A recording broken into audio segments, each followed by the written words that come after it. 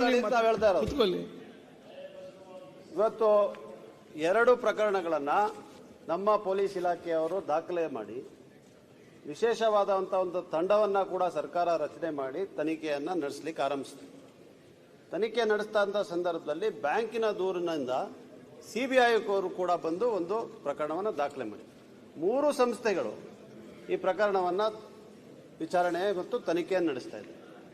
ಎಲ್ಲ ಇಡೀ ರಾಜ್ಯದ ಜನತೆ ಮತ್ತು ಬಹುಶಃ ವಿಧಾನಸಭೆಯಲ್ಲಿರುವಂಥ ಎಲ್ಲ ನಮ್ಮ ಅಪೇಕ್ಷೆ ಏನು ಅಂತ ಹೇಳಿದ್ರೆ ಸತ್ಯ ಹೊರಗೆ ಬರಬೇಕು, ಸತ್ಯ ಹೊರಗೆ ಬರಬೇಕು, ಜನರ ಮುಂದೆ ಬಹಿರಂಗ ಆಗಬೇಕು ಅಂತ ಹೇಳುವಂಥ ಅಪೇಕ್ಷೆ ನಮ್ಮದೇನಿದೆ.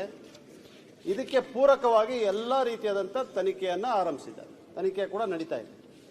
ಆದರೆ ಇವತ್ತು ವಿರೋಧ ಪಕ್ಷದ ನಾಯಕರ ಮಾತನ್ನು ಕೂಡ ಕೇಳಿದೆ ಮತ್ತು ಎಲ್ಲ ಹಿರಿಯ ನಾಯಕರ ಮಾತುಗಳನ್ನು ಕೇಳಿದಾಗ ಅವ್ರಿಗೆ ಸತ್ಯ ಹೊರಗೆ ಬರಬಾರ್ದು, ಅವರಿಗೆ ಸತ್ಯವನ್ನು ಮುಚ್ಚಾಕಿ ಈ ಪ್ರಕರಣಕ್ಕೆ ಒಂದು ಬಣ್ಣವನ್ನು ಕಟ್ಟಬೇಕು, ರಾಜಕೀಯ ಬಣ್ಣವನ್ನು ಕಟ್ಟಬೇಕು, ಜಾತಿ ಬಣ್ಣವನ್ನು ಕಟ್ಟಬೇಕು, ರಾಜ್ಯದ ಜನತೆಯ ದಾರಿಯನ್ನು ತಪ್ಪಿಸಬೇಕು ಅಂತ ಸ್ಪಷ್ಟವಾಗಿ ನನಗೆ ಅನಿಸ್ತಾ ಇದೆ.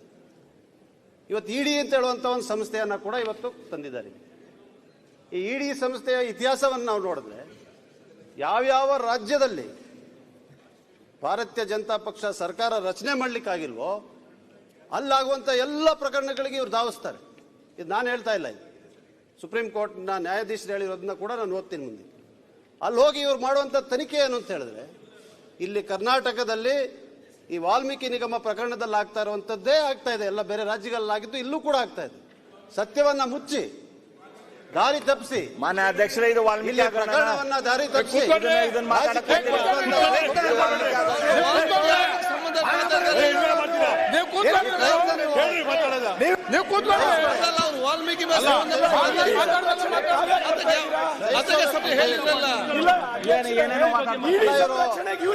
ಬಗ್ಗೆ ಮಾತಾಡಿದ್ರೆ ಸಹಿಸ್ಕೊಳಲ್ಲ.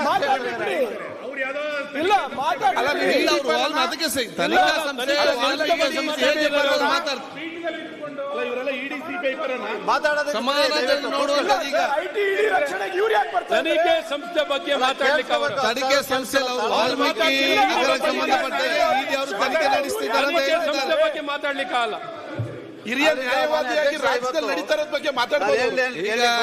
ನಾವು ಈ ಪೀಠದಲ್ಲಿ ಕೂತ್ಕೊಂಡು ಸಮಾನತೆಯಿಂದ ನಾವು ಕೆಲಸ ಮಾಡ್ತೇವೆ. ನೀವು ಅಲ್ಲೆಲ್ಲಿ ಕೂತ್ಕೊಂಡು ಸರಿಯಾಗಿ ಕರೆಕ್ಟ್ ಆಗಿ ಕೇಳಿ, ನೀವು ಕೂಡ ಒಬ್ಬರೊಬ್ಬರ ಮಾತು ಸ್ವೀಕರಿಸ ಒಂದು ಮನೋಭಾವ ನಿಮ್ಗೆಲ್ಲ ಬರಲಿ. ನನ್ನ ಉದ್ದೇಶ ಇಷ್ಟೇ. ನಾನು ಏನನ್ನು ಹೇಳಲಿಕ್ಕೆ ಬಯಸ್ತಾ ಇದ್ದೀನಿ ಅಂತ ಹೇಳಿದ್ರೆ ನಾವೆಲ್ಲರೂ ಕೂಡ ಕರ್ನಾಟಕ ರಾಜ್ಯದ ಜನತೆ ಸಬ್ಜೆಕ್ಟ್ ಮಾತಾಡಿ ಮಧ್ಯ ಪ್ರವೇಶ ಮಾಡಿದ ಕೇಳ್ತಾ ಇದ್ದೀನಿ. ದಯವಿಟ್ಟು ನಾನು ಮಾತಾಡಕ್ ಬಿಟ್ಬಿಡಿ. ಒಂದು 10 ನಿಮಿಷದ ಮೇಲೆ ನಾನು ಮಾತಾಡೋದಿಲ್ಲ. ಜನರಿಗೆ ನಾವು ಉತ್ತರ ಕೊಡ್ತೀವಿ. ಜನರು ನೋಡ್ತಾ ಇದಾರಲ್ವಾ ಏನ್ ನಡೀತಾ ಇದೆ ಅಂತ ಹೇಳೋದು ಜನರಿಗೆ ಗೊತ್ತಾಗಬೇಕಲ್ಲ. ಈಗ ಈ ಸಂಸ್ಥೆ ಏನಿದೆ ಇವತ್ತು ಒಂದು ಅಂಕಿ ಅಂಶಗಳನ್ನ ನಾನು ಹೇಳಲಿಕ್ಕೆ ಬಯಸ್ತೇನೆ. ಈಗ ವಾಲ್ಮೀಕಿ ನಿಗಮಕ್ಕೆ ಸಂಬಂಧಪಟ್ಟಂತೆ ಮಾನ್ಯ ಮುಖ್ಯಮಂತ್ರಿಗಳು ಉತ್ತರದಲ್ಲಿ ಎಲ್ಲವನ್ನು ಕೊಡ್ತಾರೆ. ಹಣ ಎಲ್ಲಿಗೆ ವರ್ಗಾವಣೆ ಆಯಿತು, ಎಷ್ಟು ಹಣ ಬ್ಯಾಂಕ್ನಲ್ಲೇ ಖಾತೆನೇ ಉಳಿದಿದೆ, ಎಷ್ಟು ಹಣ ಎಲ್ಲಿಗೆ ಹೋಗಿದೆ, ಪತ್ರಿಕೆಯಲ್ಲಿ ಯಾವ ರೀತಿ ಇವ್ರು ಬರೆಸ್ತಾ ಇದ್ದಾರೆ, ಇಲ್ಲೇನು ಹೇಳಿಕೆಗಳು ಕೊಡ್ತಾ ಇದ್ದಾರೆ, ಇದಕ್ಕೆ ಉತ್ತರ ಅವ್ರು ಕೊಡ್ತಾರೆ. ನಾನು ಅದಕ್ಕೆ ಮಾತಾಡಕ್ಕೆ ಹೋಗಲ್ಲ.